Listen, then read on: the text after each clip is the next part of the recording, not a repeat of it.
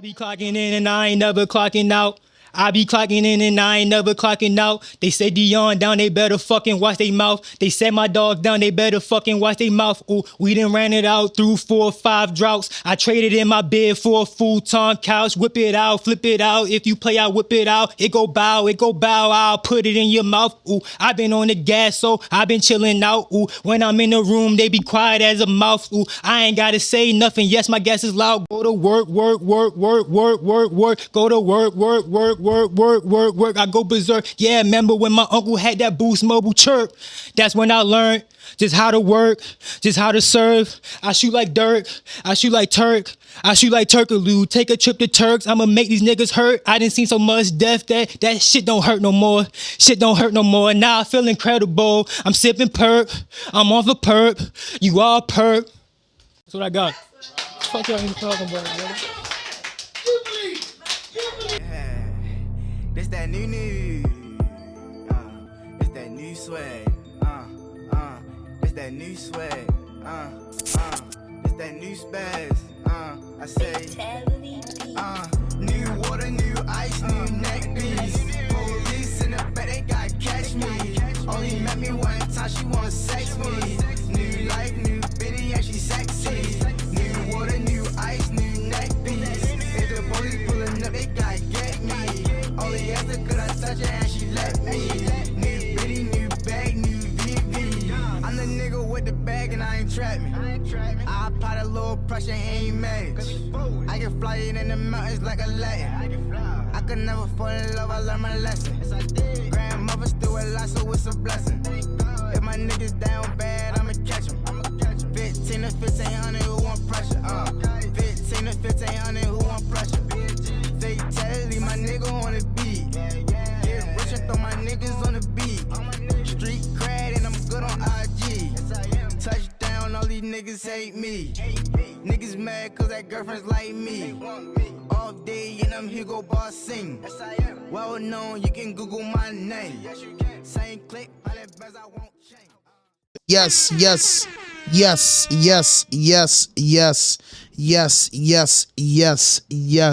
We back in the building with another podcast, and this is RAWDOPE podcast, and I'm your host, Hand 5000, and this is episode 2 something.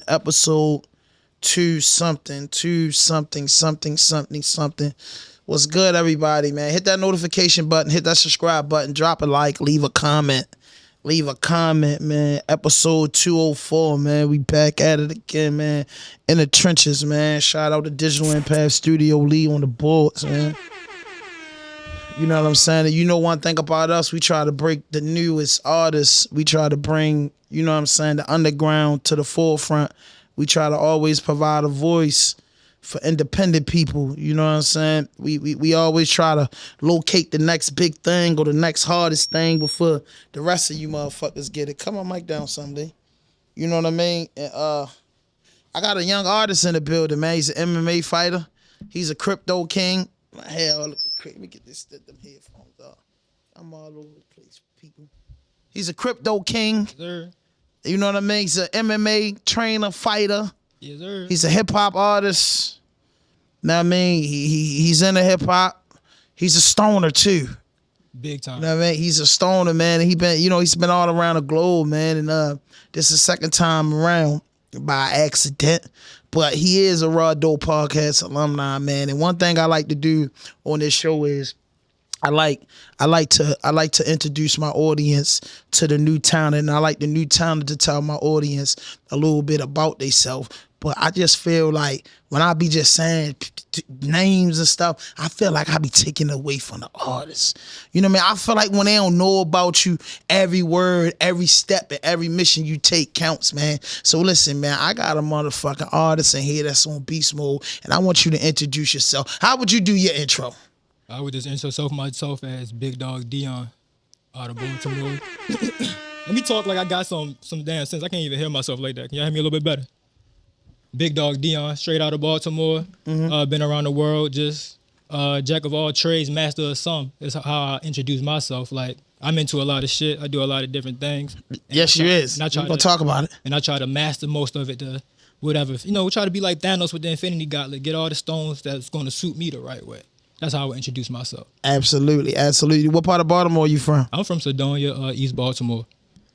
Okay, so listen, you got to introduce yourself to the audience. Okay. You know what I'm saying? A big Dion in the building. So listen, we like for our guests to introduce ourselves. Introduce yourself to my audience. Okay, so tell me a little bit about yourself, your upbringing. We know you Dion. We know you Big Dion. We know you on MC. Just tell me a little bit. Start me at a 5-year-old Dion. Got you. I'm gonna start you at 3, and just feel free. My man, I like free that. to interject at any time because I feel my like man. I like that. I like that. Give a round of applause for that, Lee. Because somehow you forgets the buttons where they at. Nah, man, you make my shit dry. Then you know what I mean. Right, when I used to be, you know what I mean, outside. You know what I mean. All right, so I'm gonna start with the demographics first because I feel like the location is the most important thing. Okay. This to the gumbo that makes me who I am for real. So. I like gumbo, just not with the pork. All right, I can dig it. So I was born in Suffolk, Virginia, to Air Force dad and my mom. So both of your parents was in the military? Nah, my mom was just a rider for real. Okay. Shout out to mom. But my dad did like she was riding the wave. Yeah, 23 years in the Air Force. She held it down. Shout out to Mom Dukes. So we started off in Suffolk, and I stayed there for 3 months as a child. But then we moved to Florida. I was like 3, and then I came to Baltimore. So I've been in Baltimore since I was 3 years old. But it's significant because when my parents split, my dad went back to Jacksonville, Florida. So that allowed me to travel and to see different cultures during the summer and stuff like that, and open my mind up early. Because when I talk to a lot of people here as well, you can see like, well, not even a lot of people here, you talk to a lot of people that haven't like experienced a lot of different stuff or seeing outside, you can get trapped in the same, view. But to be blessed to see that early, I was like, damn. So I always would tell my friends, like, it's bigger than this or that. So that's the demographics part about it, but that comes into all the sounds and stuff like that as well. So in Jacksonville, they would have the heavy 808s, the stupid subwoofers in the back of the trunk. I would feel that hip hop, and then I would come up here and get more northern, up east. East Coast You got best of both worlds. Jacksonville, yeah. You know what I mean. You get familiar with a lot of the surrounding towns, Savannah, yeah. You know what I mean. Florence, South Carolina, Gainesville, all that's in that. All that's in that region. And Jacksonville hip hop scene is blew the fuck up. Lord Papa, Hot Boy, and all those rappers from out of that area, man. So you kind of like got best of both worlds. You had the DMV and the South. Well, you got the whole South, you might as well say. Basically, because then like my family in Virginia, I would always go down to visit them. My granddad lived in Virginia, like in a country house. Like I can get away and hit golf putts. It's just nothing but land. Not like that, but it's like shout out to that. That's a rich motherfucker talk. So my granddaddy just got so much land. You get the golf puck. Don't park at one. It's one of them old, like, because we talking about that. No, that's some rich nigga shit. Granddaddy. No, when he first got it, that was like some rich nigga shit. Probably, but when he first got it, he worked his whole life for that. You feel me? But it don't matter. That's some rich nigga shit. Oh, yeah, for sure. If you can play golf on your land, for sure, that's some rich nigga shit. You can hit the putt on. I don't give a fuck. Yeah. Black man with a bunch of land like that, you can go throw the ball and play. Could you play baseball on the land? Probably. There's enough grass there. Goddamn right. Yeah, shit, me. Shout out to Grandpa for having that land, man. Yeah, so I would get all the southern twang, everything, all the style. That's probably why I don't sound like, or I probably sound a little bit different than artists from here, or the sound would be different because I just had so much different cultures I was absorbing early on. Yeah, it's kind of like, and then growing up with the phones too. Like technology is crazy because like I guess artists like beforehand you would just be onto your sound, but I grew up a YouTube baby, so I'm hearing shit from the West Coast, everything from the jump. It ain't just like spread slowly. Okay, what type of schools you went to? What schools? Shout out to schools you went to. Shout out my schools. I'm gonna shout out the whole Rosedale area. Mom Dukes did well with that. I went to McCormick first. Oh man. We went to Golden Ring. Oh man. We finished off in Overly. They were all good schools, right? I mean, pretty much. I mean, I was just there. I never heard of Golden Ring. What, elementary school? Golden Ring. No, McCormick is an elementary. I forgot to tell. I should say that. McCormick is an elementary school. That's like on the that's around Sedonia, Rosedale area. That's that's a nice school. Shout out to them. Golden Ring is on the lesser side, but they trying to do their best. That's a middle school, and that's like up the street. It's on the same street as the high school called Kenwood. It's on One Log Street, and then Overly. I don't know if is in the middle somewhere. I used to live in Kenwood Apartments out Sedonia. Okay. At the last stop, those ones. My family used to stay out there too. Yeah, I lived in there for a couple years. So like down like 3 blocks away is Golden Ring Road and shit. But I used to think about Golden Ring like that was the county. Well, it is the county. But let me tell you about that area too, and like where it's like a little bit unorthodox because that's where the city lines and shit come in and people using like their grandmas and their aunts to dress start to come in, and Yeah. where you start to get in the mix, and you start taking all the bus lines to the city is right there. You know what Yeah. I mean? So it's like you start to, you know, get entangled into different things as well. So as you was a kid, what was the state you did most of your schooling in? The state, I'm gonna have to say here, Maryland. My mom would have me here through the whole school year In summertime with pops. with pops. You feel me? Typical boys in the hood type shit. That's cool. So I was pops had a whole different ball game when you went with him. Pops, it was crazy. It was just fun time every time. You feel me? Like I knew, like it was.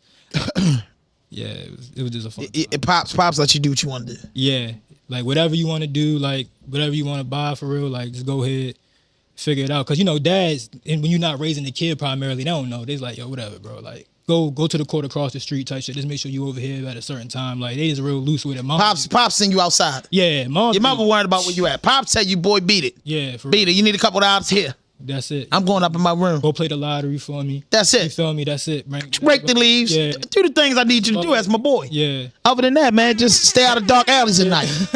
Try to stay alive. You feel me? Be smart. That's about it. Nigga father don't even father a kid, but nigga, I ain't ready to argue with you. Nigga. Yeah, I remember. Keep chasing you around. I got an older brother, and we used to go down there together. Uh-huh. And he was Y'all got the same mom? yeah, we got All the right. same mom, same dad. All right, cool. So he got his driver's permit, and like this nigga get in the car, and he like, oh, you can drive it to the store. He come back, the whole car just furred.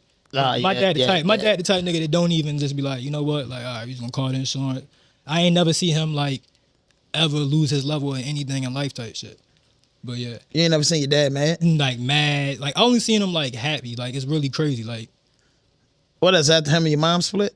I don't know. But ever since like they split pretty early, so I ain't really had no recollection of it. Like they was like I was like 3 type You shit. said every So, time you see your dad, yeah, he it has to be good. You get your kids in the summertime. Yeah. You do what you gotta do. And I mean- hey, goddamn right. Like, hey, boy, go there. You gonna come around, get all the stuff I need out the way. But- It had to be a beautiful thing. Ain't nothing wrong with that. yeah, but as we know, like Shout out to the dads, man. as we get older, you know, that shit could be a facade. You feel me? Like he Yeah, could have but- been going to do some real shit at the same time, but he's Yeah. just not showing it to me. So I respect it. Yeah, That's how I take it. that's you a feel me? man. The man is Yeah. never gonna show his, kids what he going through. Yeah. A mom and the dad ain't gonna show their kids they struggle. And as a kid, you don't really understand the struggle. People be struggling hard as shit, but struggling was normal, to us as kids. Cause as long as you ever get your game and eat every day, and then holidays come around, you get your sneakers and shit. Yeah. And it wasn't hard on parents back then as I think it is now. Cause it was like, hey, even though I was more blessed, I was a more blessed type kid because I had uncles. You get what I'm saying? So my uncles used to look out. So it made the light a little light on my grandma. You know what I'm saying? Okay. My grandmother and shit. But yeah, we got shit like everybody else. The whole neighborhood be fresh. First 2 weeks of school. You know what I mean? You know what I'm saying? Like Christmas time, Easter. You know what I mean? That's it. I think they was the main holidays that people look out for you. Back to school, Christmas. Easter. At the Christmas, Easter, Yeah. and 4th of July. That's it. Yeah, 4th of July. 4th of July, and then right. if you got a good family, Memorial Day and Labor Day, they might get you a new short set. Yeah. You know what I mean? Get a new short set, wipe your tenders off. You gotta you going to the park. You know what I'm saying? That was a big thing for me when I was little. We go to the park. Sure. But to keep it going though on that note with my father and shit, like we talking about my upbringing more about myself, is that he had multiple sclerosis, which is like a autoimmune disease where it's like it attacks your brain where it affects certain motor skills where you can't walk and shit like that. He got that during the Air Force. So I seen him start to lose his legs over time type shit. So he was like driving, walking to the point that he was getting scooted to the point where now he like in a vegetative state. And I kind of take care of him like twice time a week. Shout out to my sister for being the primary Shout out to caregiver. that. But for sure. Shout out to you for just holding your pops down. That's what's up, bro. But I want to say, no, he held me down because he gave me a big tool in life, which is like, if you can go through that, lose your leg and still be smiling every day, you feel me type shit, you ain't bitching about shit. Like, what the fuck? I got legs, I'm walking. You feel me type shit? Like, what am I? So that mindset, like, makes me like be able to push through all types of different shit all the time. I just always think about him. So I want to shout that out as well.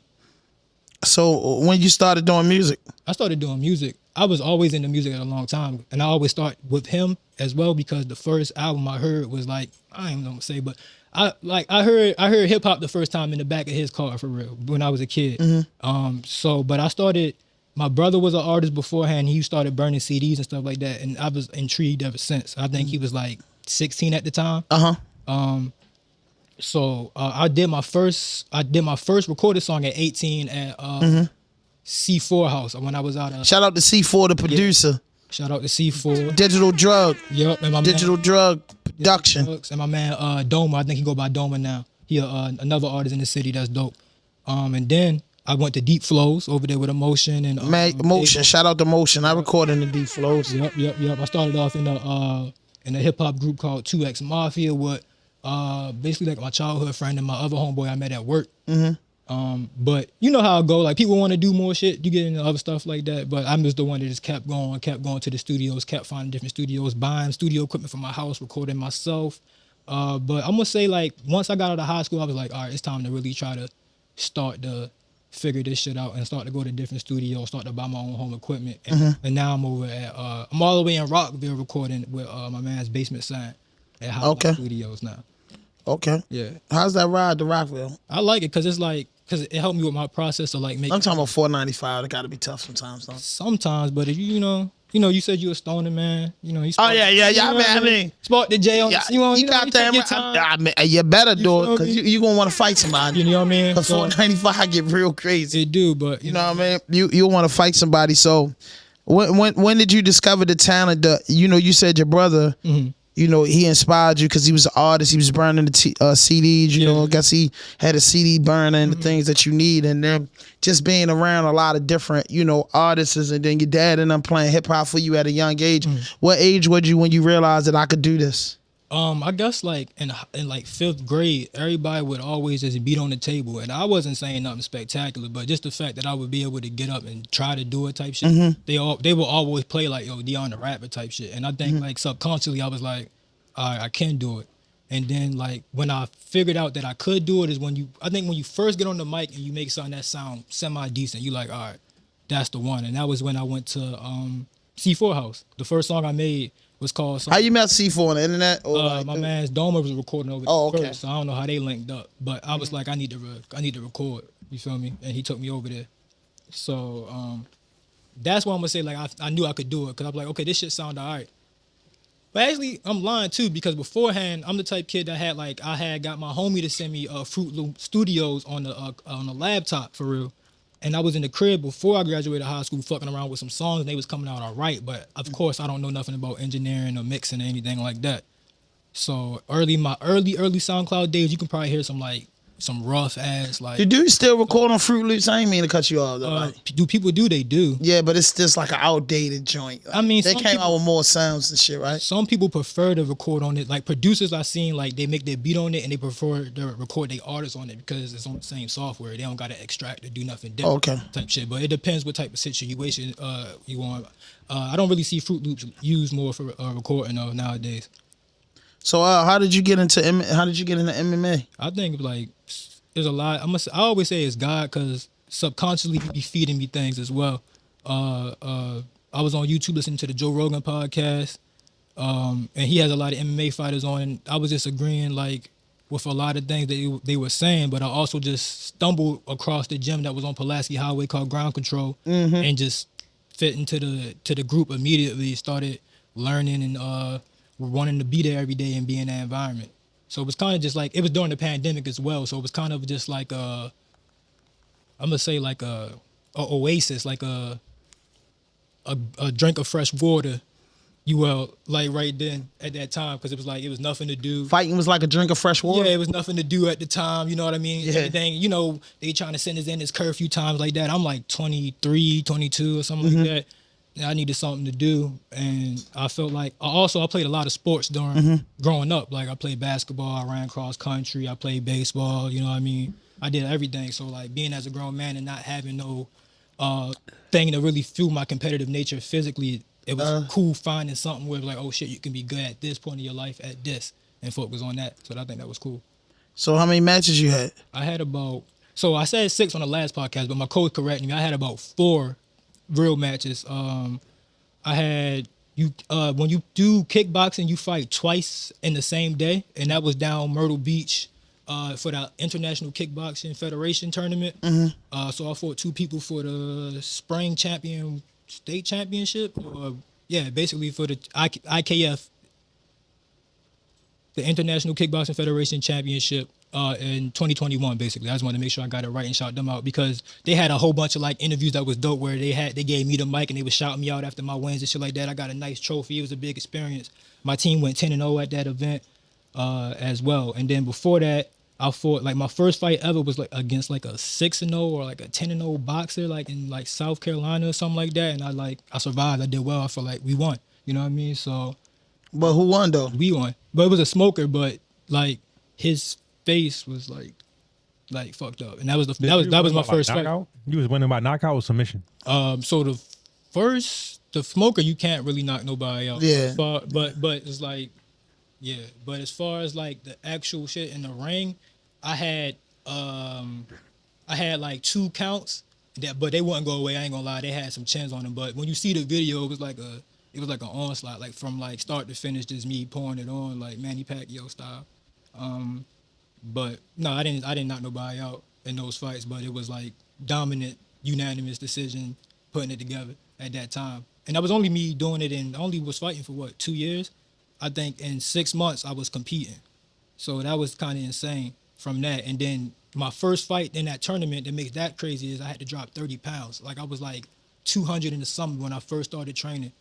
The coaches wanted me to fight at like 160 or 150 or something like that. Dang. So nigga, like I had to eat like a rabbit. You feel me? I had to do the if you watch fight and you see the Epsom salt bath where you gotta get in the sauna and then you gotta get into like boiling hot water and they pour Epsom salt and all the water is gutting out you because I was drinking gallons of water so that I could water load basically type shit. Mm-hmm. So that was a process. So I basically shit. You had to get in boiling hot water. Hold up. It's not really boiling, but I already say, come on, that shit. Don't do me like that. That shit's scathing. I got pictures and everything. That shit is hot.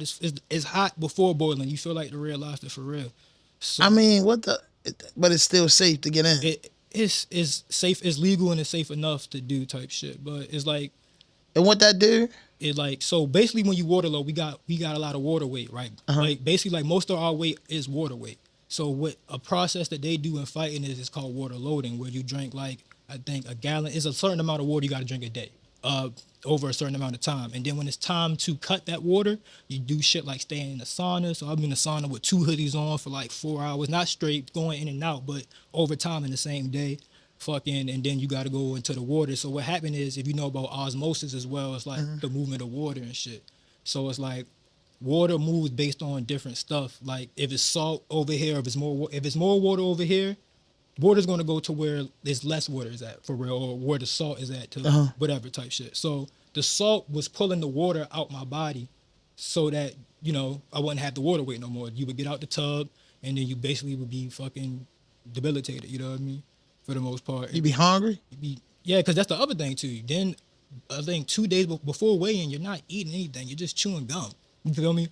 So it's like, it's a process. So by the time I want to get in the ring, I want to tear somebody's head off type shit. Because it's like... You was an animal. Yeah. A Hannibal. You know what I mean? I ain't go through all this type shit. Because you wanted to eat after this shit. Because after the fight, you know you gonna get a meal. Yeah. So you want to whoop somebody so bad. That's why them boxers be so mad, man. But then again, like... That shit's serious. Niggas ain't eat. And you can't get no coochie, right? I mean, some people do, some people don't. I believe not to. You feel me? Because, like, I believe in the loose leg concept. Because you feel like... I feel like that's when you release type shit, that's like the pinnacle of life. That's your purpose type shit. So your body be hella relaxed type shit. And yeah. You know what I mean? I ain't got time. They gonna put one on you. Feel me? Nah. Yeah. They gonna hurt you. Yeah. So I believe in that. But some people believe they gotta, you feel me? Yeah, I mean, to do right. So it depends who the athlete is. So how hard you been hitting that shit? Nigga knock your shit off? Like in sparring, because that gym at Ground Control. So I'm saying about you being a rookie and then you ain't never get the shit beat out you? Nah, not in no ring, but not sparring or nothing? But I'm gonna say in sparring, that's what I'm about to talk about. Like not in no match, but in sparring, because we spar with a lot of pros. Ground Control is a very talented gym. It's ran by John Rollo, I think. And he has like a Shogun circuit or something with that, which is like semi-pros and pros there. Yeah. Even my coach, Vince Mosca, shout out to him. He's a pro boxer now as well. So the coach a pro boxer. People that train are pros. They do MMA. They do the Shogun, which is like a little bit. I think it's a pro thing.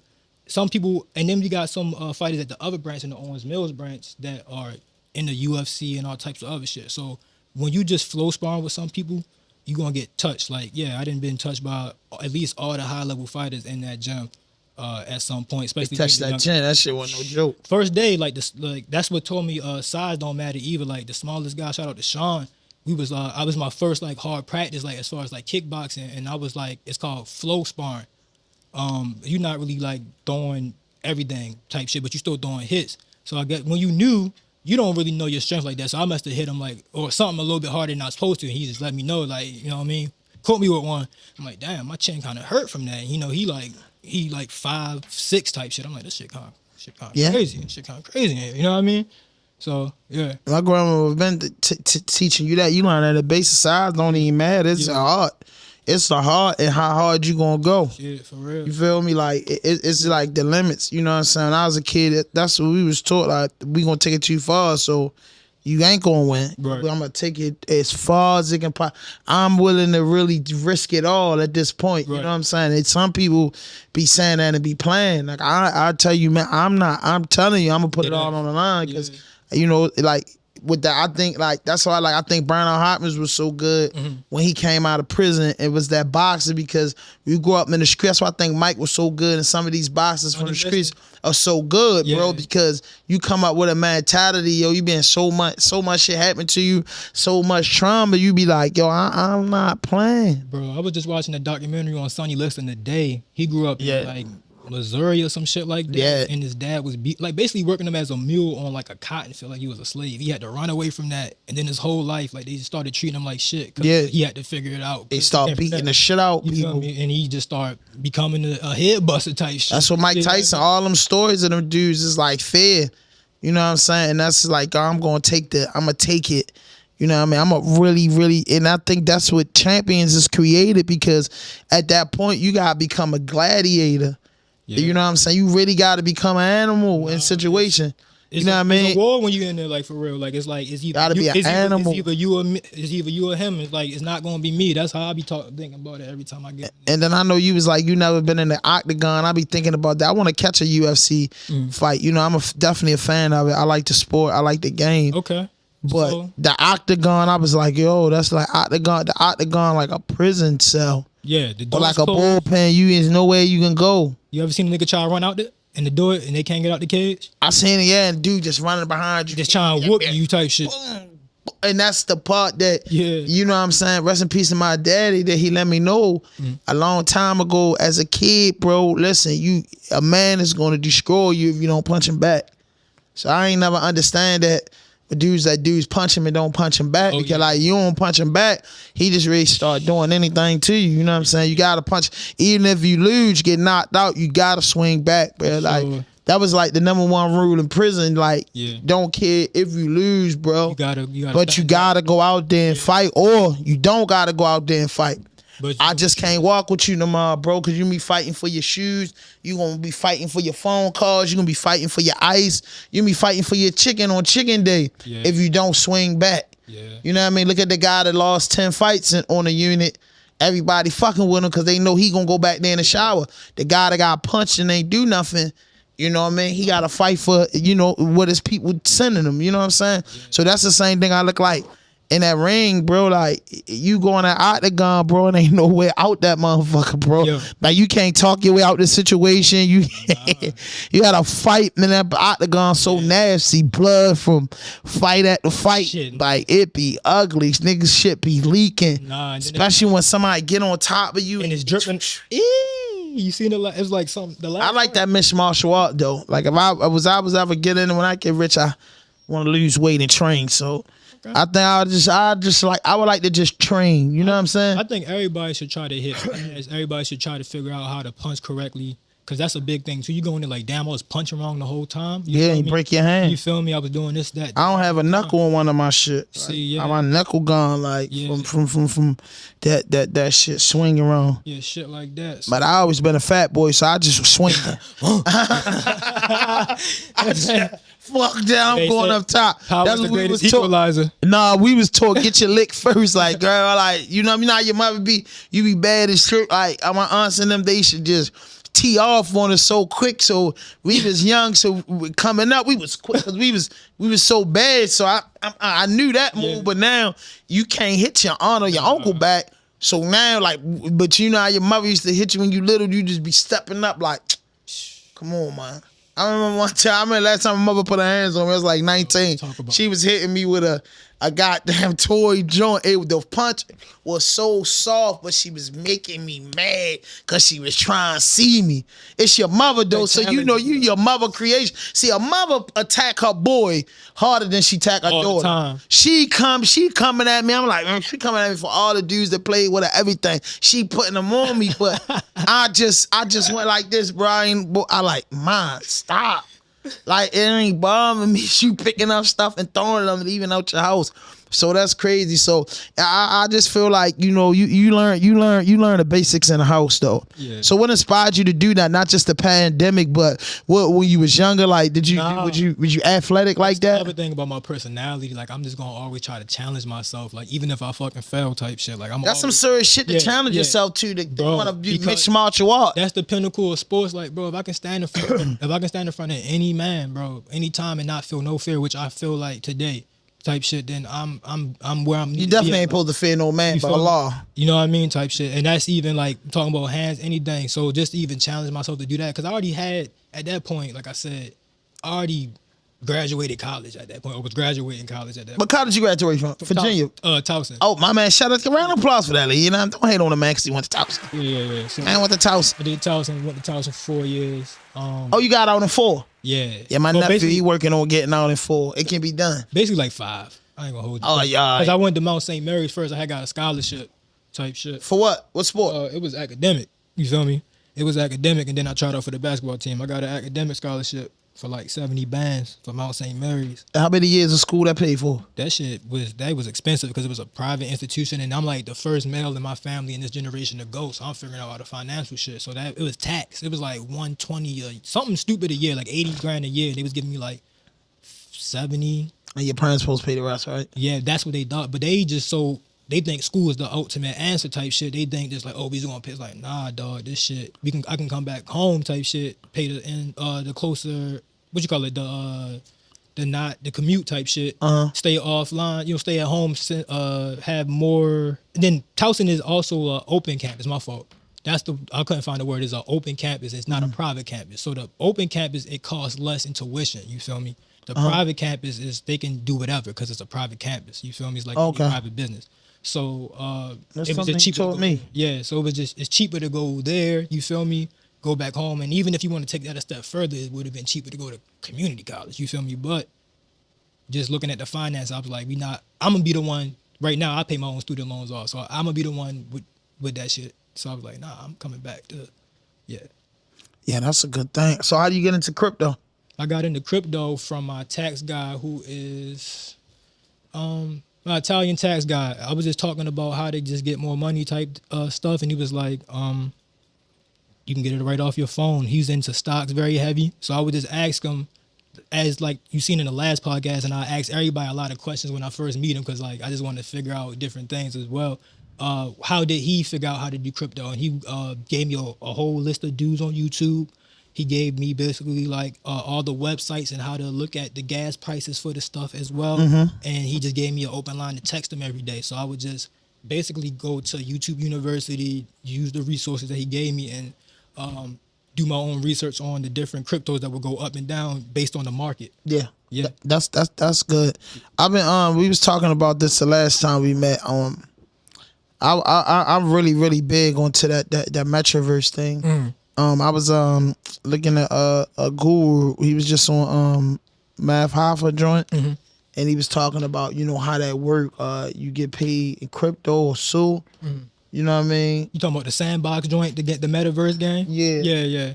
And he just explained it to me like if you look at some movies.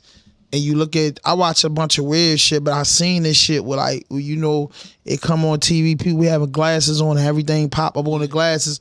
He letting us know, like, he was basically explaining, like, that's how it's going to be. Yeah. Like, that world is going to exist because you're going to walking down the street and, you know what I mean? You could look at something and run your credit. Also, look at this and buy this.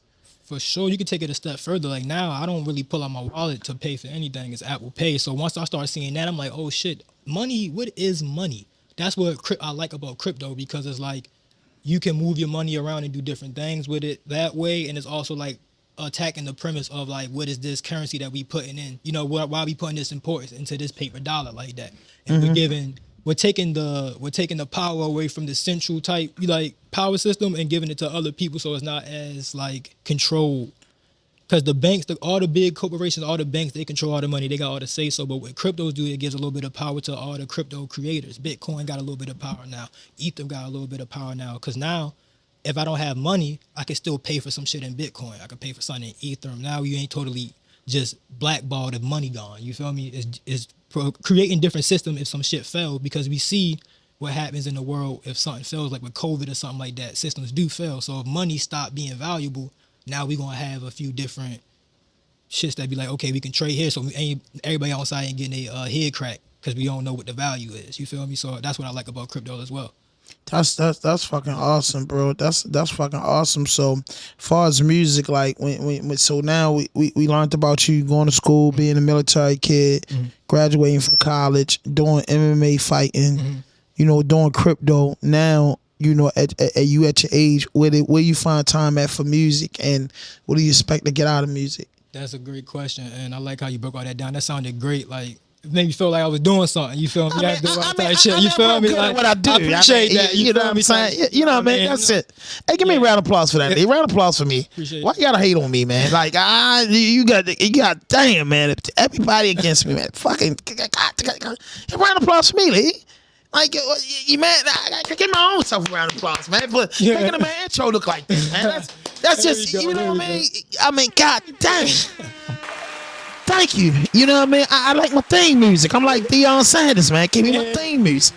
That's it. Give me my theme music, man. Man said, damn, man, I ain't never had nobody talk about me like that. I appreciate you feel me? Breaking it down, bro. Hit that notification button, hit that subscribe button, drop a like, leave a comment, share this shit.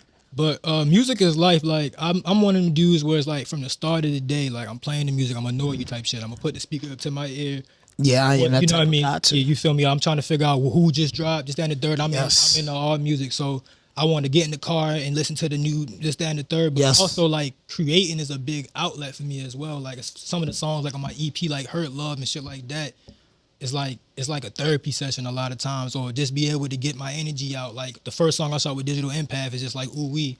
Like, to be able to get that energy out and expressing myself is like the biggest thing. And I think music is the best outlet that's gonna let me do that, basically. You feel me? Because, like, it's timeless. Like, no matter where, if you hear Michael Jackson 50 years from now, I'm not saying I'm on that level, but if you make something of that caliber, you can live forever. Hell yeah, because Michael shit timeless. You feel me? Michael shit is going, the earth gotta be gone. Exactly. You know what I'm saying? For Michael to disappear. Yeah, but I'm big on expression. I'm like, I feel like I can express myself more through that sound and that frequency and talk about different subjects as well, and have a different perspective as well to the game, and, you know, bring some flavor. I love that, man. I love that. Yeah. I love that. But, you know, how do you find time because you one of those younger guys that you got a career. Yeah. You know what I'm saying? And then just to want to be a part of this art. Music takes entertainment, period. I look at content creators, videographers, photographers, journalists, rappers, singers, dancers, rodeo guys that do I look at it all under the banner, authors. I look at it all under the banner entertainer. I think it's so entertainment is just a hard field to be in because it takes so long to get people to believe. I'm trying to tell you, this is my first year going like full on the gas, every dollar into promotion, everything. And from 2022. From 2022, because at 18, I'm still figuring it out. I'm about 24 now. You feel me? And it's like, this is the first year I'm able to say, okay, let's shoot a video, let's put out EPs. I got 2 EPs out type shit. And I'm seeing like, damn, how really hard it is. And the question is great. How I found time is like, you gotta really love this shit. It's gotta be really exactly. You feel me? So like, I don't give a fuck if I just worked out. I did, you know, all them bulletin points you said. If music not in the day, I fucked up that day. I didn't do it right. So it's like also too being strategical as well. Like when I do work, like I got to a part of like having systems. Like, all right, let me record this many songs a day, so now I can roll this out at this time. Just working smarter rather than harder, for real. You feel me? And then just I love it, man. Yeah, just plugging in time when I can type shit, and just having that ethic. Like I think last time, like Valo, after we shot the podcast, he told me like come back to the studio. I was dead tired. I took care of my dad that day and some whole other shit. I stayed to the studio at 4 a.m. I didn't even record nothing, but I just wanted to show niggas that, yo, like, And then you had to go to work the next day. Yeah, and it's like you don't. Man, shout out to you, man. That's a fucking hustle. It ain't no. If it ain't a hustler, I don't know what you call that. Yeah, and then I got that example just from like different fighters and just different people as well. Because I heard The Rock say like, if you go to work all day and then you don't work on your own shit, you a fool. You feel me? Or Floyd. I preach that to everybody. Like, you gonna get them crackers that, or get that nigger that. Hey, you ain't everybody your time, and you ain't putting no time into you, man. You got life fucked up. Yeah, that, and then I seen Floyd running from the club afterwards. Like, damn. Yeah, Floyd does it. Like, it's just man. It's one of those things that got to be in you. You know what I'm saying? Like, all millionaires are weirdos. All of them. Thousandaires are normal people. The average person in their life might see 100, 200,000 and might get a job to make 40 to 80,000 a year. Right. They cool, but it's a different and a special type of person to play with millions and millions of dollars. Right. You know what I'm saying? Millions of over and over again. You get people to hit the lottery for 3-4 million in 5 years. They fucked up. It take a lot. It takes a different type of animal, and you just cannot be totally sane to be a millionaire. Yeah. You gotta be different. You can't. Yeah. It's the same thing you were saying, like with the entertainment, like to keep the million, to keep the money, keep going. Keep like it going. Bezos level type shit. Yeah, because somebody losing in that process. Yeah.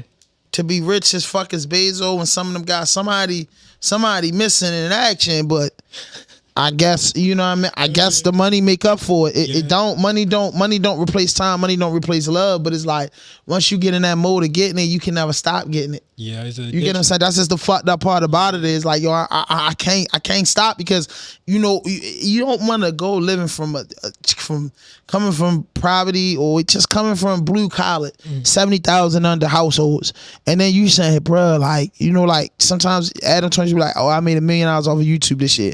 That's not even counting merch sales and shit. So average motherfucker said, boy, I made like Bobby Smurder was arguing with NBA Youngboy, said, bro, I make $2 million. I mean, you making that type of money, bro. You don't want to stop. Right. And if you stop and it slow down, you got to be stacked up to the ceiling, and then you got to have, how a bar graph go up and down. Yeah. You got to just have that steady clientele to maintain what you got, and that's a special spending person as well too, type shit. So yeah, because right to us nowadays, a $200 pair of shoes ain't shit. Right. The average millionaire, you don't got time to really be popping off where they got the sales at. Right. So the upper scale stores just become, that's what I be explaining to people. Those stores are put there for the rich and famous, but they literally understand when you got some money, you just really can't shop anywhere. You know what I'm saying? You just can't, bro. You can, but you just think about it that way. Us though. I'm just talking about us, the culture, like. You just can't go in my diamond if you're a $50 million dude, because you can go in it. $50 million dudes probably been in my diamond 1,000 times, but it's like if you're a known dude from the streets, you got to go in there with security. Why take that? I might not want to take security today. Right. I might not want everybody in my business to spend. So now I got to really jump in my car with my chick and my man, and we got to go to Georgetown. We got to go to Chevy Chase. We got to go to the mall in Philadelphia. We got to jump on a plane and shop down. We got to go to Houston to the gallery. You got to go where everybody with money at. That's just what it is. It is what it is. It ain't that you want to be blowing your money, but like, shit, bro, like, I can't be the only one with money just living on the block. If I had my choice, I live in the hood because everything's convenient to me. Everybody I know right there, but shit. You know what I mean? That comes with probably murdering somebody or you getting murdered. Yeah. You know what I mean? So it's just hard work, to maintain, bro, in this business, bro. And I shout out to everybody that's doing this shit and maintaining, man. Like, you the one. You the one. So as far as music, what type of feedback you been getting from the music? I've been getting a lovely feedback, bro. So like it took a while for people to like believe me, like you said earlier here, and I'm still in that process of like trying to beat on my chest and let niggas know type shit. Cause at first, like I was putting music out just like just here and there, people was just not looking at it like, okay, it's a billion artist type shit. So now I'm at the point where I got to start being the Bobby Smurder, standing on tables, doing all that other shit as well. So I think once I start putting my foot on the gas, and the promotion, I didn't have people from South Africa comment on my SoundCloud. I got 20K views on Never End. In the comments, like I feel like my sound is traveling, and I couldn't be more happier than that, because I remember when I was getting 3 streams. So for me to just be up and be able to go from cents to a few dollars on some streams, like, bro, I'm glad you said that, because I remember starting my show, and I used to just dream about 100 views. Right, bro. Like, bro, I never wanted more. I wanted more. Of course, I want my shit to go 1 million, 2-3 million, but I used to just dream about 100 views. Yeah. Like, man, shit, like I'm getting 30 views. Like, if I can get 100. If I can just get 100 people watching, I'm all right. I can make it to the next month. You know what I'm saying? So it's in this business. You gotta be greatly appreciative because there's people out here would get 500 views and making $3,000-$4,000 a month in the podcast space. You get what I'm saying? Because they know ways and this and that, and this. So it ain't about a ton of views and make a ton of money. You got the people with the less views and the less shiny group make the most fucking money. You know what I'm saying? We know that, but it's just like you gotta be grateful what you got. Your level is your level, and the only thing that I say, bro, like if a step is missing, you might skip that step every day, but somebody's gonna not know that step there and fall down and hurt it. So that's why I say I don't skip no steps, and I'm just proud. You know what I'm saying? The way I'm at with my shit, and I'm proud to hear. A lot of people never said that. Like a lot of people don't tell people that rock bottom space. You get what I'm saying? That rock bottom space ain't no joke. Everybody always heard the glorious story like that. I'm a person of that rock bottom story, bro. It took long, man. Them still people going. Like your shit. Yeah, it's still going. You feel me? Like you motherfucking right. It took a long time just to even have like you. I have homeboys like nigga, like I'm right here every day. You feel me? Type shit. It's like they just don't even hit the play button type shit till it's like now where they see. Oh no, they ain't gonna do that on the raw dope or this, that, and the third. You feel me? Now niggas see what it is. You know what I mean? I mean, yeah, of course they see you on raw dope. They know you. You know what I mean? Or that's shout out to me, Lee. Of course he say that they don't believe it. You heard the man, Lee. And why is this man so mad at me?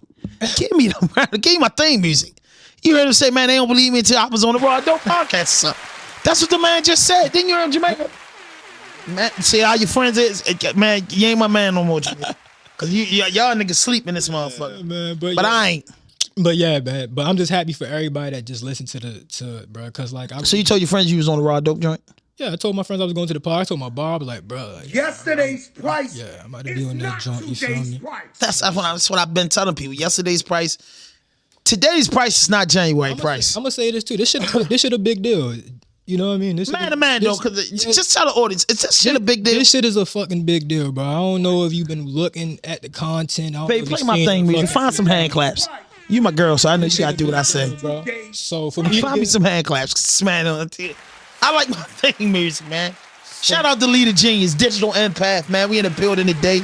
Legend in the building. Yes, sir. But yeah, for me to be on it twice early on type shit, it's like you ain't, like you said, you ain't really know me from Adam type shit, but for you to be able to hear my story and to give me a fucking chance, bro. Nah, like I told you the last time, bro, this is what we built the podcast for. We built the podcast for the underground, for the people that's talented to have a voice. Yeah. You know what I'm saying? We know that we understood me, I rap. So I was like, yo, what if it's a platform for the people, the next big thing? You know, everybody always chasing a motherfucker when they there. Right. My thing is, bro, I don't know. I'm 43 years old, bro. You 24. I don't know where the hell you gonna be at in the next 5 years. I don't even know if I'm gonna be living the next 5 years. But what if I am living? And what if you God bless you where you want to go, bro? We made history together already, and that's what it's count. Right. You know what I'm saying? The back end. Right. You get what I'm saying? I like history. And I'm a believer. Like I always been a dreamer. I'm a believer. I feel like long as I believe in it, that's all it takes. You feel me? That's why you ask me like why I fought or why I did this. Even going, no, that's good, bro. Like I just believe that what I want to do is gonna happen type shit. I was just telling my man, I was just telling a childhood friend of mine, I was like, it's something interesting in going into like one of the services, and I was like, bro, get in this head, yo, go somewhere for 4 years and come straight out and go to college. Mm-hmm. You know what I mean? Like at the 4 years in the military, you should got all the play out your blood. Yeah. So you should finish college in 3 to 4 years top. So that puts you at 26, 27 years old, bro. You doing better than we ever did. You went to the military, you got the military, so you straight for the rest of your life with that. As far as your burial and money for your wife, then you got 4 years, you got a college education. And man, only thing left for you to do is be an entrepreneur. Yeah. You get what I'm saying? Be an entrepreneur. That's it. So to all the veterans, I got a homie out in Alaska right now. I got homies all over the place. Man, that's one of my next vacation. Now I ain't gonna lie to you, that's not my next vacation. That's a bunch of shit. But I'm trying to go to Alaska next November because I want to be there when it say dark for 72 hours. I want to see how life is 24 hours a day. How dark. would that feel? How would that feel? Nah, that's Asami is one of my favorite movies. Okay.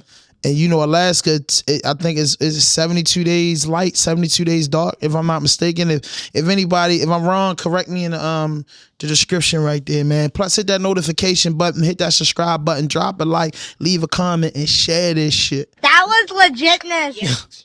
You know, that caught me off guard, bro. yeah. He's showing off his new tools. You know what I mean? It's a lot of new stuff we got going on. So I'm saying, man, what's next for you? I'm going to drop more music. So right now I have an EP out called Stuck in My Ways. It's about 6 tracks. So you can get a taste of where I'm going with that sound. And all my music sound different. You're going to hear like a club track. You feel me? You're going to hear R&B joints. You're going to hear hype joints. But just give it a listen because it's an experience. You feel me? But what's immediately next is just dropping singles and putting visuals with them singles so I can gain traction. That's all it is making awareness. That's why I want to come on this podcast. Basically just to keep working till people see. And I know how to do it now. I know the formula. Man, you good, man. I wish we could play the music, but you know, when you play the music on RAWDOPE podcast, you gotta buy the episode. Yeah. You know what I mean? That's just it. You have to buy it because it's nothing we can do with it. You know what I mean? And that's a good thing because you guys are getting your music copywriting and them people watching your money, but I can't have them taking mine so you can get yours. You know what I mean? I mean, just for all the artists that shit got me in a frenzy with them people, bro. But man, I appreciate you. So this a little segment on RAWDOPE podcast that I'm coming out with. I ask you some pop-up questions and then, but for the pop-up questions though, man, I gotta ask you, man, give me your Baltimore top 10 artists. With you being number 1, give me 10 down the gun line. Okay, bet. So I always start with Scooter, Scola. We're gonna go with both Chazes. No, then you said Scooter and Scola. Yeah, that's 2. NSG Chaz. NSG Chaz. OTR Chaz. OTR Chaz. Boom. We're gonna go Roddy Racks after that. Roddy. No order. We're gonna go Money Jake. Well, I'm at 7. 7 or 8. Huh? I'm at 7. Where you at, Lee? I'm gonna go back over. I got. Yeah, go back. I like that. My man going back. I got Scooter, This is Baltimore. Scola. You said get the 3 letters. No, Scooter, Scola, and OTR Chaz. OTR Chaz. Because I didn't smoke and drink. I don't want to fuck up nobody. NSAG Chaz. NSAG. I'm gonna say it myself. Chaz. Yeah, Boom. yep. That's 4 right there. And then you said We got Money Jake. And you got Roddy Money Racks. Jack, Roddy Rack. So you at 6. 6. You feel me? Take Bang. 7. Shorty. 8. King Los. 9. I'm missing somebody. Damn sure. I can't believe you missed that. Oh, Tech. Excuse me. Yes, don't ever disrespect. Yeah, I'm so sorry, bro. Tech. Yeah, man. Man. That's it. Call it. Fuck the home team. Hey. Chico. And then I'm gonna go Ant. Period, Paul. Yeah, there we go.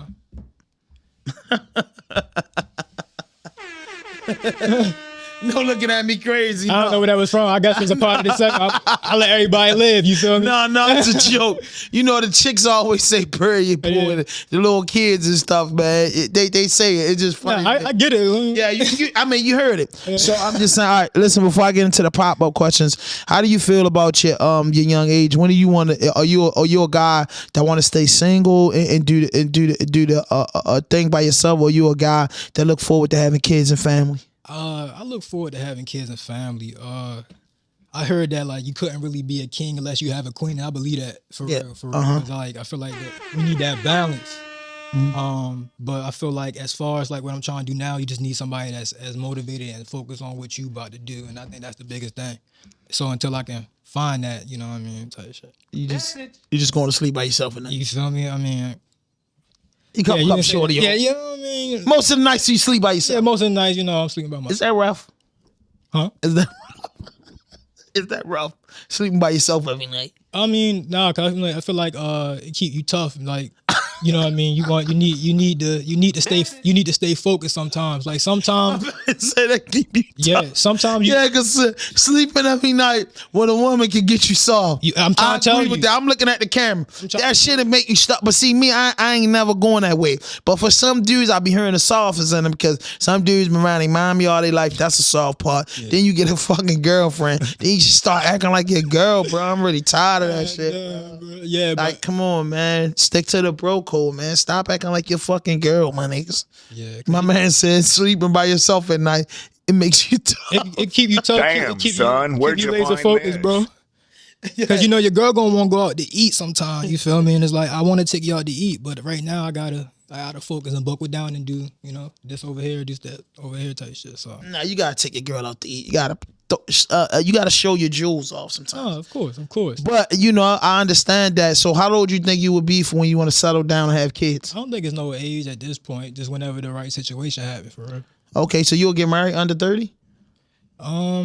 That's a concept. You know what I mean? That's a concept right there.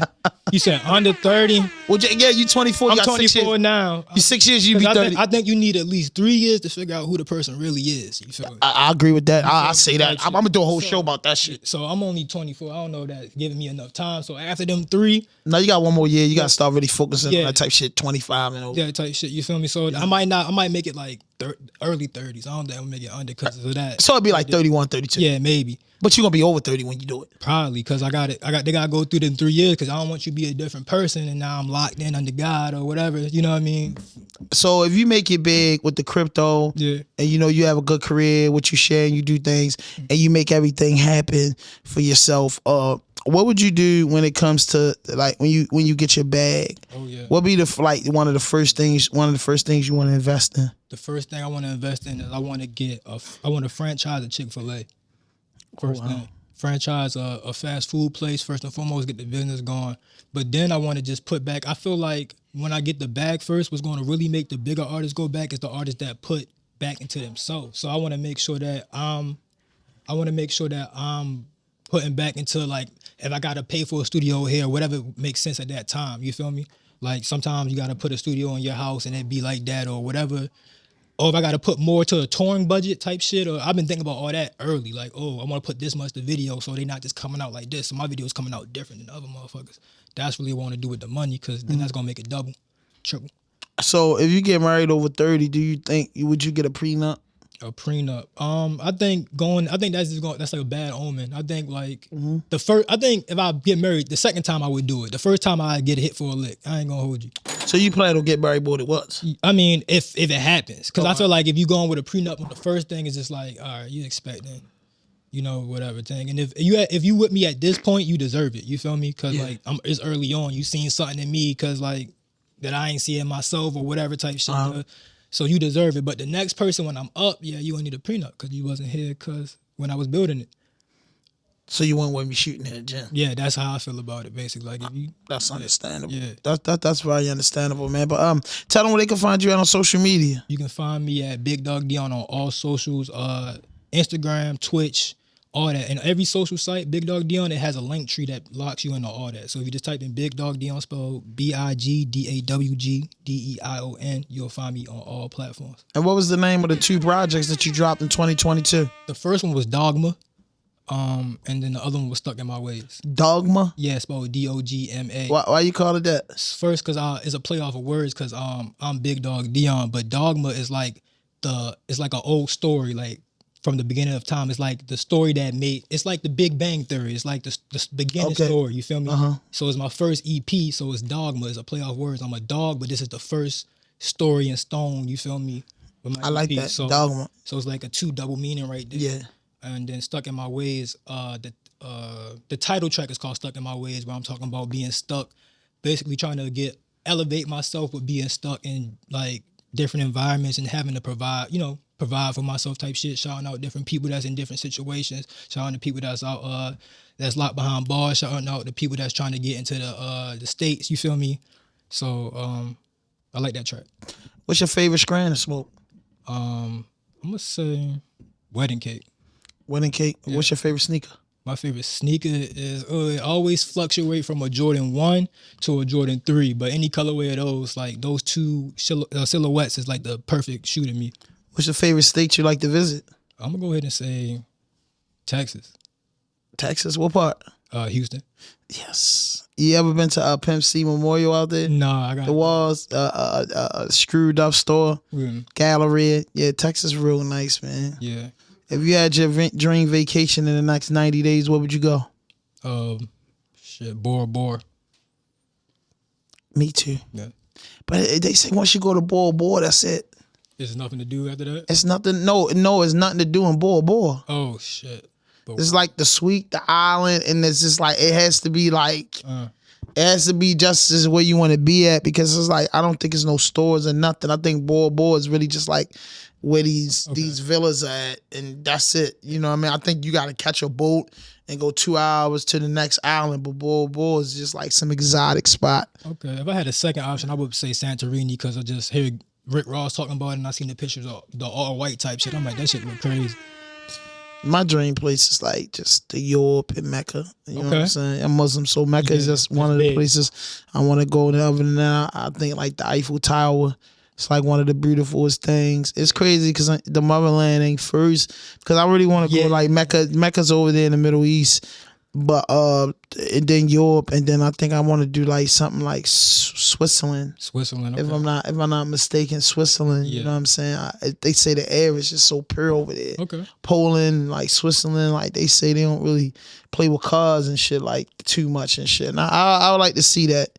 And then the regular shit that we all gonna do. We all gonna go to Jamaica. We all gonna go to the yeah. Virgin Islands. We all gonna go to the Bahamas. Hit a few islands. hit I'm more Costa like, Rica. Costa Rica, Yeah. shit like that. DR, Yeah. Puerto, you know what I'm saying? That's just something that they're like the first things that come with the bucket list. Like Yeah. they're bound to get out.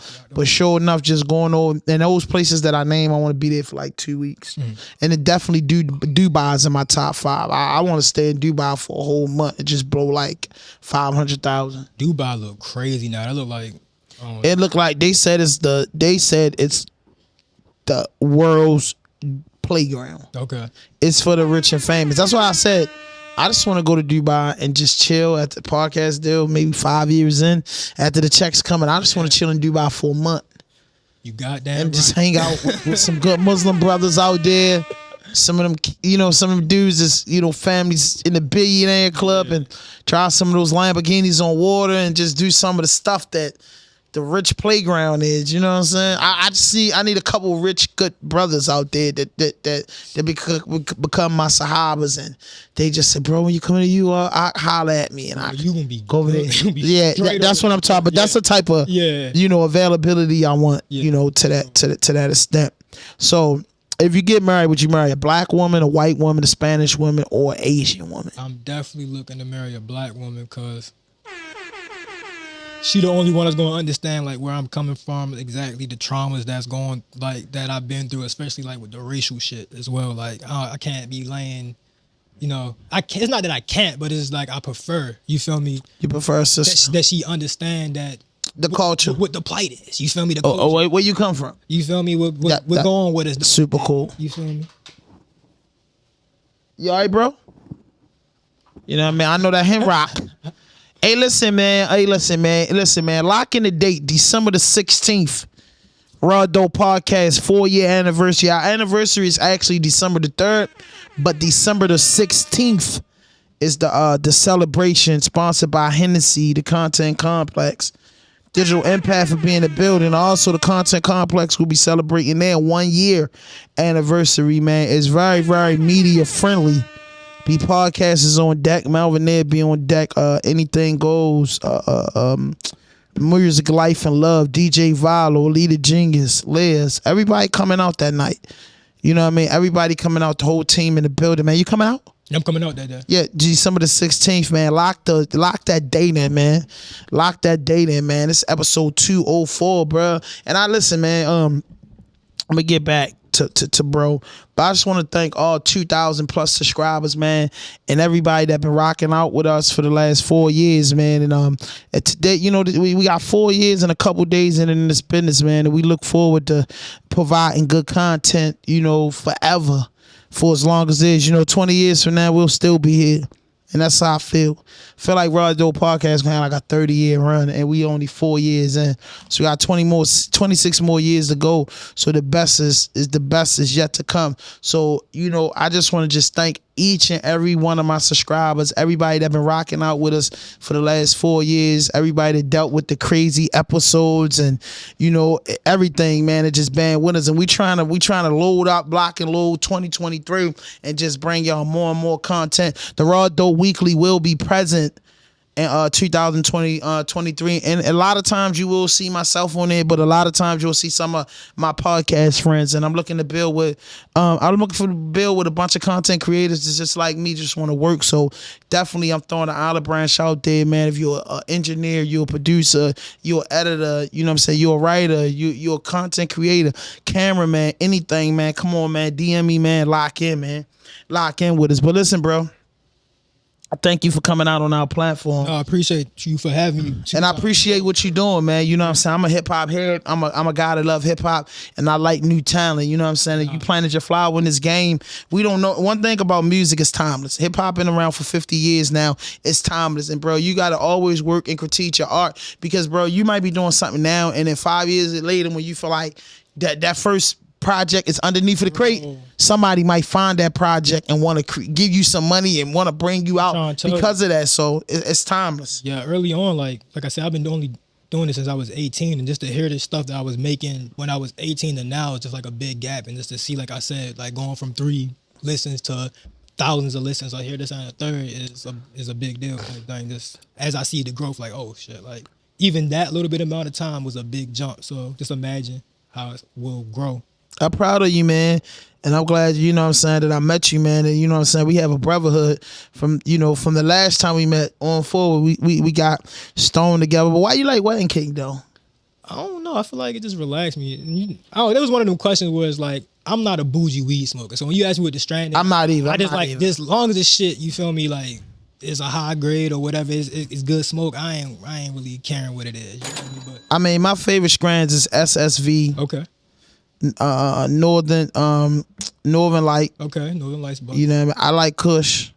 Okay. Bro, I ain't gonna lie. I love the plant. So indoor, outdoor, grown in the water, wherever it is, as long as the weed is good, as long as it smoke good, and just as long as we can have a stoner party. But they my favorite strands. SSV. Anybody ever tell me they got SSV? Like I want my own RDP SSV strand. Yeah. Because it's just the way the SSV smoke, the way it smells, everything, the way it break up, just the way the plant treats you is just amazing to me. And that Northern Light, I smoked a lot of Northern Light in Colorado, and every time I go to California, that's what I be chasing. And the last time I was just in Sacramento a couple months ago, and I had the pleasure of going to the cookie store. Yeah. And Burner had all types of shit in there, man. I ain't even gonna lie, bro. Like it was a hell of an experience, and I swear, I don't know, man. I think when I'm on the Midwest or the West Coast, yeah, I think I get higher. No, I'm trying to tell you, because I was in the dispensary. You don't think so? In Arizona. You don't think when you out there you higher? Like, because I feel like we not doing everything that it's like the weed is just fresh out the plant. Like, I think you don't get headaches. You don't be stupid high. I ain't gonna lie. Every time I'm in California and Colorado, I see why they listen to mellow music. I see why the knock and bass is not popular in that way, because the weed is so good, the air is so fresh, right? And it's mellow. You know what I'm saying? And I like that. And that's what that Northern Light and that SSV do to me, man. But I had milk cookies. I had milk cookies. I think, yeah. Cereal milk. Yeah, cereal milk. You know what I'm saying? I smoked almost everything. I haven't had smoked Khalifa Kush yet. Yeah, that's on my, you know what I mean? Too. I had a bunch of Kush, but I smoked runts. I smoked everything, but I ain't had that Khalifa Kush. But Northern Light, and I like some lows too. I like the what the hell was that shit called, man? I brought a bunch of that shit when I was out there.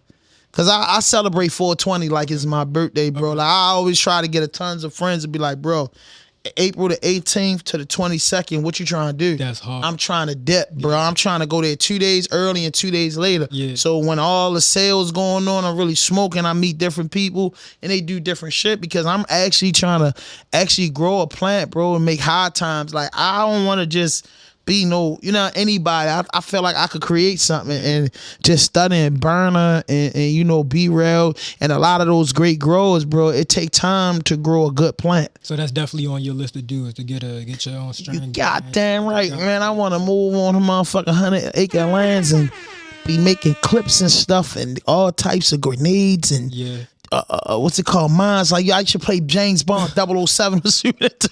I want mines all over my a bed come up. Boom. You know what I'm saying? I'm one of them crazy, because I believe one day they're gonna be crazy, bro. You remember the first Transformer? Yeah. And remember my man that had the land but had the little house and in the basement with all the headphones and all that. That's me, bro. Hey. The antennas and stuff with all this.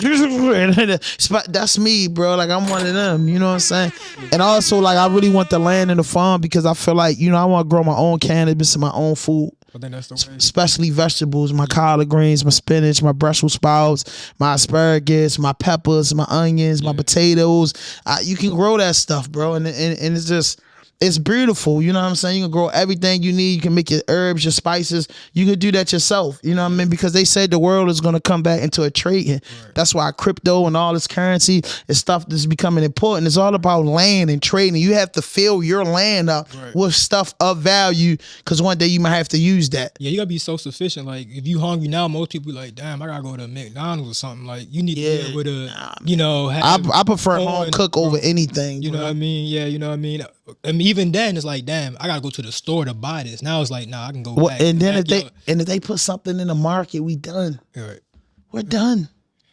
And that's just me being a weirdo and the nerd part of me. I'm a ghetto bastard, but the nerd part of me say, yo, we grow our own food.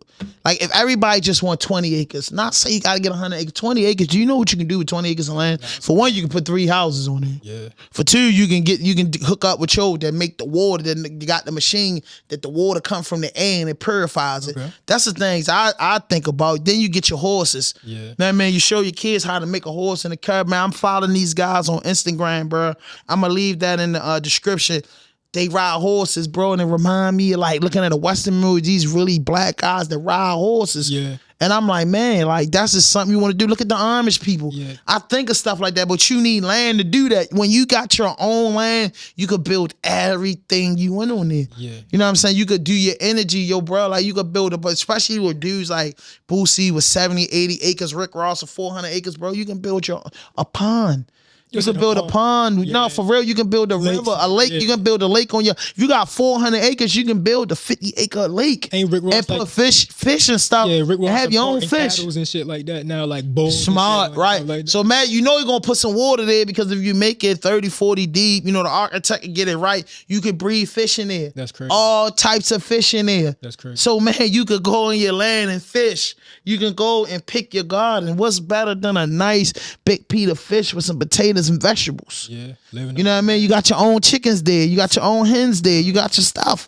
You got your stuff that you know ain't nothing being shot up in this stuff because you're getting the best chickens and the best hens and you breeding them right. And then you teaching your son and your daughter how to live. You know what I'm saying? That's something that I believe is really big in our community. We don't teach. I was telling my girl not too long ago, like, man, I was with Boy Scouts, you know what I mean? Like we should do shit and go camping and shit. Like I'm telling you, like that shit is important in the years to come. For your kids to really know how to survive outside. Anything. I'm a big advocate of just picking up any skill and just learning anything. Like the horseback riding is crazy to me because the day I was listening to like a YouTube clip about what makes humans different from any other animal or why we evolved is because we picked up horseback riding. And if you see like, well, we're not back in those times, but this is a good skill. Just you never know what times we in because. No, I want you to tell that to my audience. You can't say that because. What?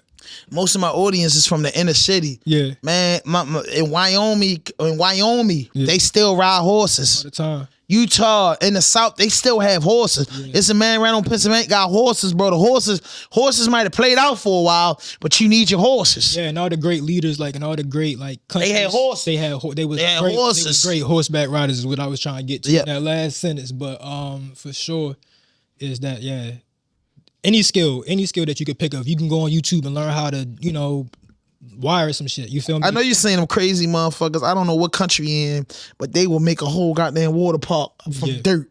Building houses and all type out of dirt. It was a few channels like that. It's two guys. Like, bro, I be like, yo, bro, they say that they gonna put everything in our face. Right. As you choose to execute it. That's why I want my acres of land, man. If I get 50 acres, I got stuff that I'm building where I'm gonna be safe. Bro, we on the information age. It's nothing that you can't want to know right now that you can look everything up. It's like it's not a puzzle anymore. Like if you want to get into crypto, just go on YouTube. It's 80 motherfuckers trying to tell you, but you got to be able to. The thing is now is decipher what. But I feel like all that shit is getting us away from the truth. Back from the beginning of time, it was important to own land. Oh, that too. You can have all the crypto in the world, bro, but if every man, woman, and child is not invested in their family to at least 100 acres of their land, bro, you gonna have a problem, bro. Houses and all that. What when people you live in a house and you pay $400,000 for this house? What if it's a crisis and the motherfucker say, I don't know what you're gonna do, man. Right. I gotta knock that house down off of my land. You gotta build. You own a house, you don't own the land. Right. You understand what I'm saying? I look at it like that's just like they said it's gonna go back into the Western days, bro. Look at that with crypto when you saying the dollar didn't count. In the Western days, it was coins, Gold. and trading, gold. It was trading. You know what I'm saying? That's how they got up to where they're getting at. I believe it's gonna go back to that, the Stone Age time. Yeah, I wasn't saying like just make it completely one thing. The thing is like life is all about balance. You can't just do one thing in full anyway. Like you wouldn't just put all your money in crypto. You would have crypto and balance the money out. But the same thing with the skills. Like you want to be technologically savvy, but also have the skills of a barbarian as well. So you can be the best. You know, that makes apex predators. That makes apex people apex. Yes. You feel me? You need to know how to do everything so that you're the pinnacle of life. Why would you want to shorten yourself and not be able to learn how to do something? I pride myself in wanting to figure out how to ride a horse or plant this shit or do that, because that's a skill that the more skills you got, the more, you know. Yeah. Yeah. Bro, that's what I want, bro. I really want to teach my kids, my nieces, my nephews, like those are the ones that know, bro, learn how to plant. And I learned how to plant through grandma. Same. And I never thought I used to be mad at shit. And I would be like, go out there and dig the garden up. I be like, man, you tripping. I be so mad. Yeah. Out in that sun digging that garden up. Yeah. But to see what came out the garden was just used to be amazing to me. Yeah. Like, bruh, the greens that we really eating, she grew them bitches. Yeah. Like, damn. Like, I remember we had like a pear tree in our yard, like at our first house, and it was big as shit. We had going there just all the trees. So I'm like, man, with 100 acres of land. Because when Gilly was laughing at Rick Ross talking about the 400 acres, I'm like, yo, about to have apples, oranges, peaches, like, yo, about to have fish, right. 400 acres. And I'm thinking, like, shit, he about to tell his whole family, sell your houses, because in 400 acres, yeah. Y'all don't have to buy nothing else. Y'all got 400 acres, bro. You can put 20 houses there and y'all won't even see each other. I think Thug was trying to do that before he got booked. Yeah, yo, bro, like, if I had 400 acres, man, I'm putting 30 houses on there. Yeah. Just at least 30. That makes sense. You said that just at least 30. Just 30 cool. You know what I mean? Because we think about it, 400 acres, 30 houses, they ain't got to be in your face. What's the square footage? Is it good square footage on each house, or? Man, I know the square footage on my property. Y'all better go to the bank. Figure that out. You better go to the bank and figure it out. You know what I'm saying? But I want all brick houses on my property. Okay, don't bring the bullshit. The aluminum siding. Don't bring it to the property. Bring everything for bricks and build barkers under the basement. Yeah. You feel me? But man, listen, man, I thank you for coming out, man. I thank you for showing love. Really appreciate you 100%. But before we wrap it up, man, tell them where they can find you at again on social media, and where can they get that music? Once again, it's Big Dawg DEION on all platforms, and Dawg is spelled DAWG. If you hit Big Dawg DEION on Instagram, Twitter, it's link trees there. You're going to be able to be linked in to everything at once. So if you just type my name in, it should pop up. Appreciate y'all for having me. But hit that notification button, hit that subscribe button, drop a like, leave a comment. No fuck shit, no fake shit, no foolishness. Anything you say can and will be used against you on the internet. RAWDOPE Podcast.